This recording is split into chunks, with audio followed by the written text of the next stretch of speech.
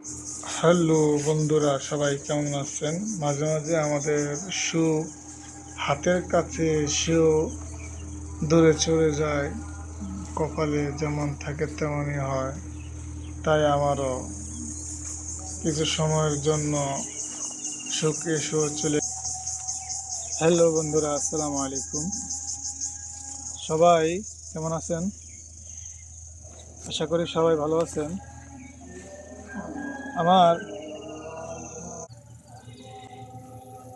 কখনো কখনো সফল হওয়া যায়।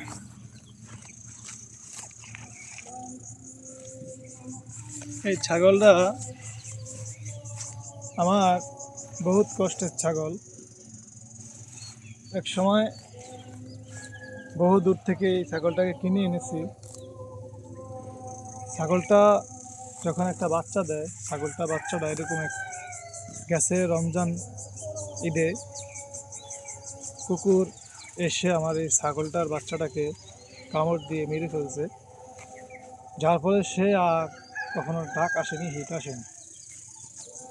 যখন অনেক দিন হয়ে গেল, আমি অনেক উপায়ে তার এই পরবর্তীতে ডাক আসছে। আসার পরে তাকে বান্ধানোর পরে, যেটাকে বলে বান্ধানোর পরে, তাকে আমি 6 মাস অপেক্ষা পরে দুটা বাচ্চা দিছে।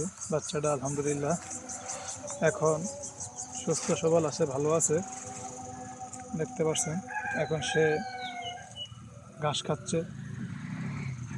তো কষ্ট যখন আমরা করি তখন মাঝে মাঝে নুয়ে পড়ি। আমার এমন মনে হয়েছে ছাগলটাকে আমি ভাগা দিয়ে দিই, না হয় বিক্রি করে ফেলি। তারপরও নিজেকে নিজে সান্ত্বনা দিয়ে আমি অপেক্ষা ছিলাম কখনো না কখনো ডাক আসবে। আমি এই জন্য ভিডিওটা করলাম যে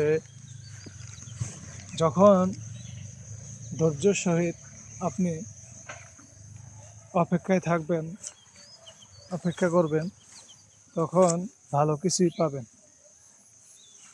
আল্লাহ রাব্বুল আলামিন আপনার অপেক্ষা ভালো কিছুই রেখেছেন। দেরি হলো, সেটা ভালো কিছুই হবে।